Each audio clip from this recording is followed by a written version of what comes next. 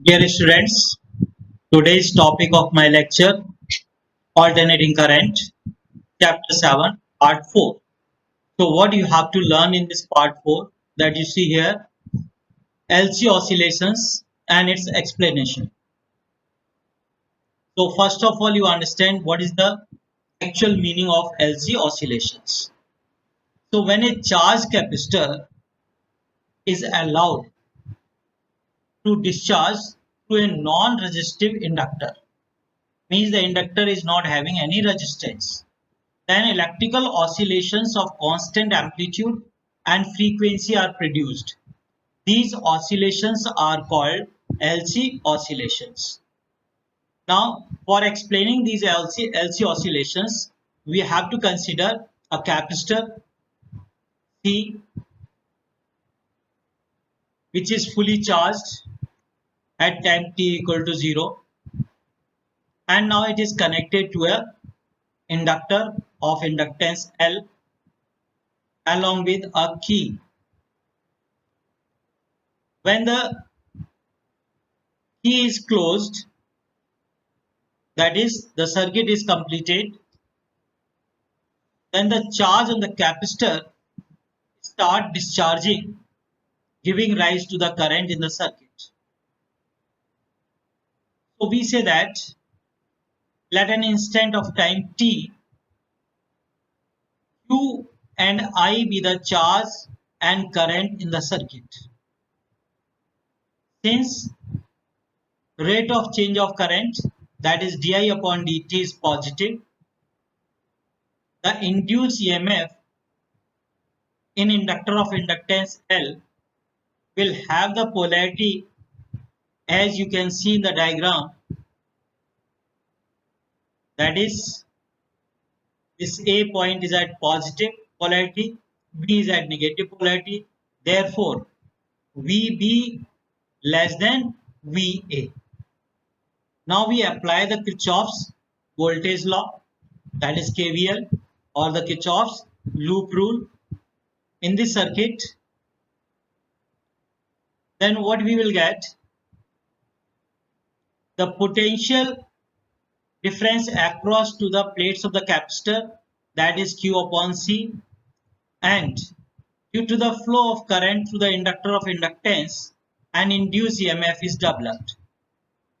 So in this LC circuit, when we apply the Kirchhoff's voltage law or loop rule, then we will get Q upon C minus L di upon dt equal to 0.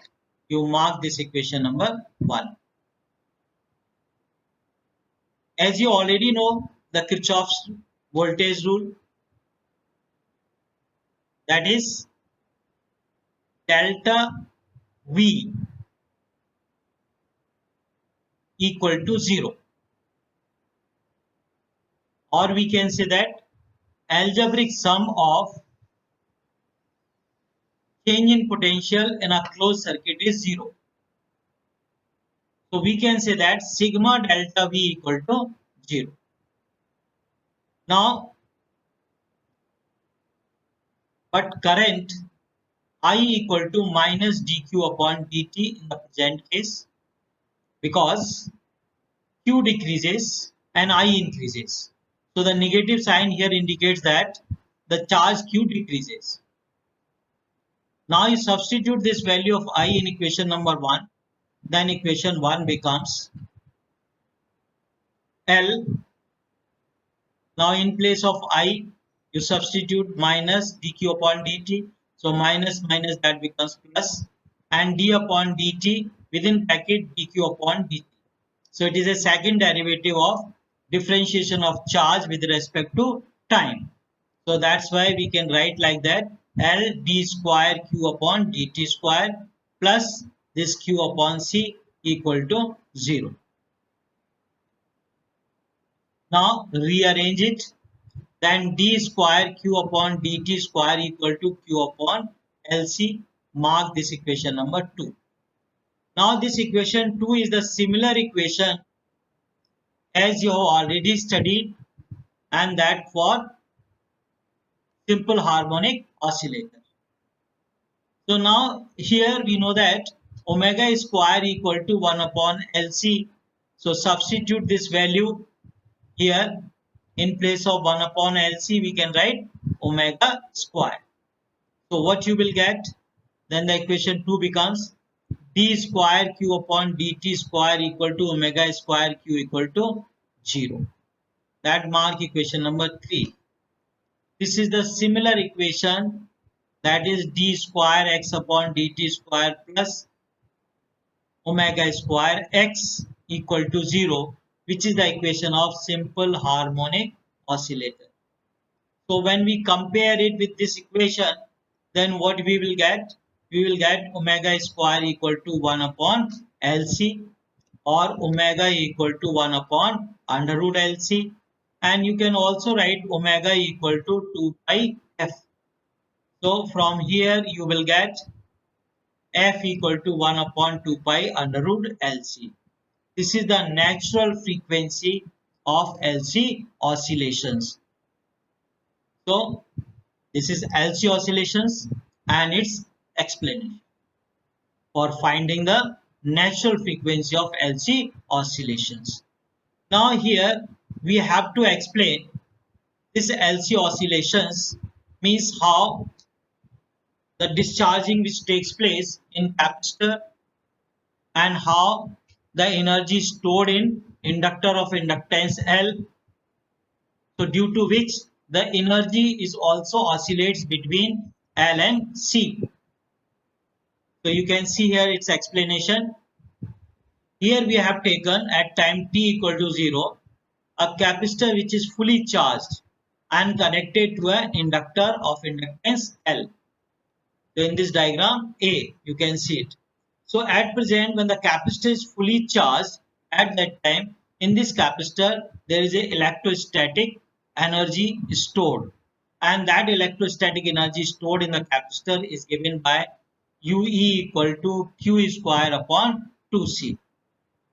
So in this condition, the capacitor is fully charged and there is no current in the circuit. So that's why there is no energy associated with inductor of inductance L. You can see this diagram A. So here this bar diagram is given here. This bar is representing that capacitor is fully charged, having the electrostatic energy UE equal to Q square upon 2C, but there is no current in the circuit. That's why magnetic potential energy in inductor is 0, that is UB equal to 0. Now what happens as the capacitor starts decreasing, then the current will rise in the circuit and that passes through the inductor of inductance L, due to which there is a magnetic field developed in the inductor, which is represented by here by the magnetic field lines, and the current flow is also represented here. Then capacitor start decreasing, then its energy is also decreases, and that energy convert into the magnetic potential energy. So at an instant we say that now the energy in the capacitor stored is equal to the magnetic energy in inductor, that is UT equal to UE.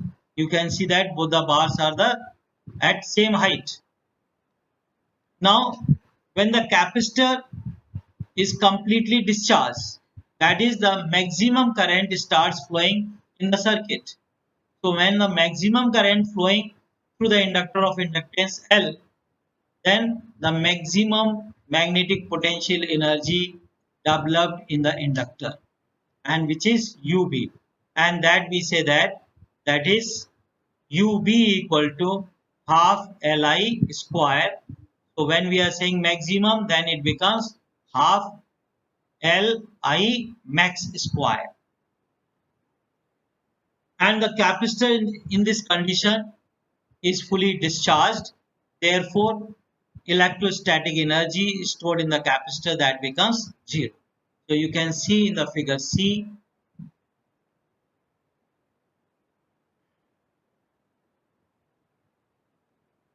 yeah, here the capacitor is fully discharged. Now the current which is flowing through the inductor starts charging capacitor, but in opposite polarity. You can see the figure D.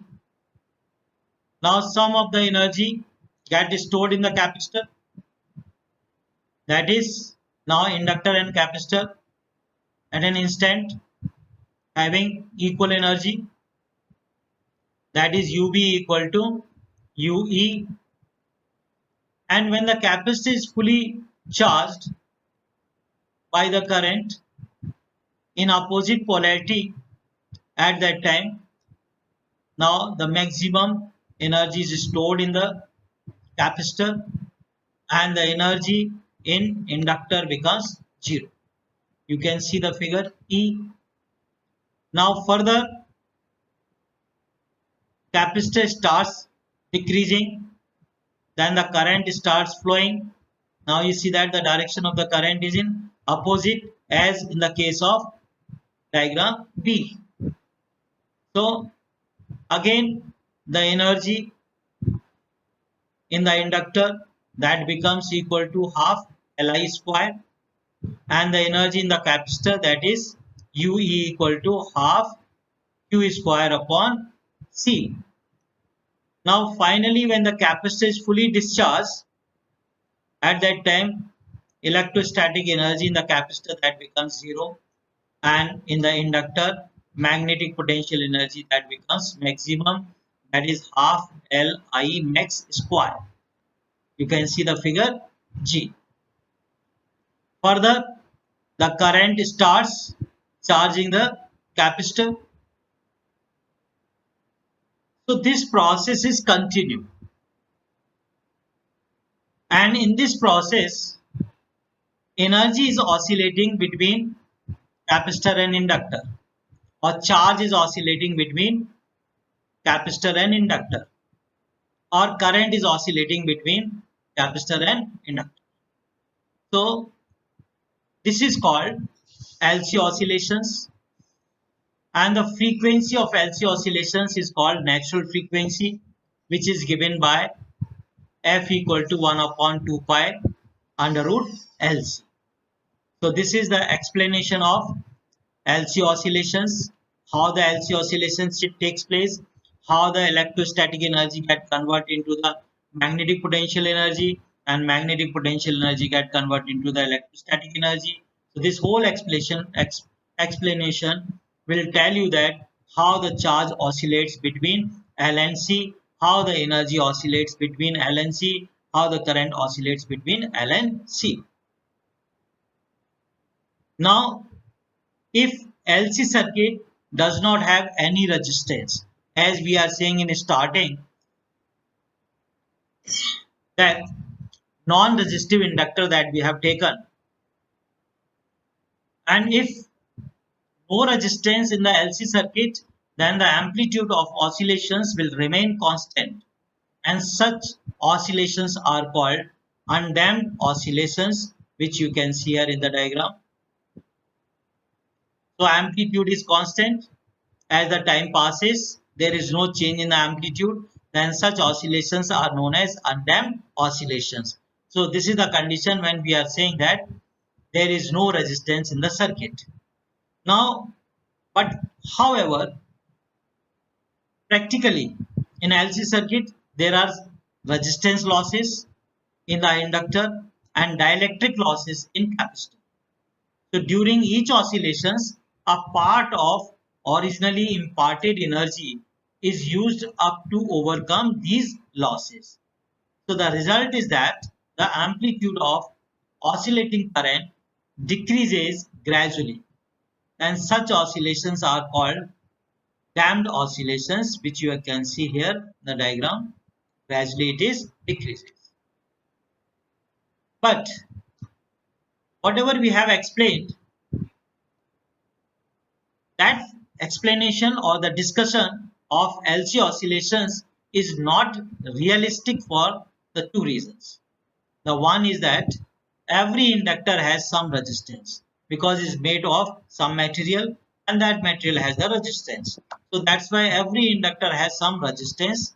The effect of this resistance is produce a damping effect on the charge and current in the circuit and oscillations finally die away. So damped oscillations takes place. If we say that second reason, even if resistance was zero, then the total energy of the system would not remain constant. It is radiated away from the system in the form of electromagnetic waves, and that we will discuss in the next chapter. In fact, radio and TV transmitters depends on these radiations. Means the electromagnetic signals that we have to receive through the antennas, and that goes to the radio and TV transmitters.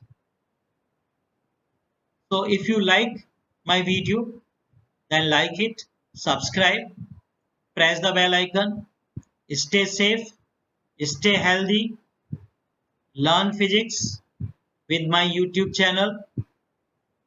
Thank you and have a nice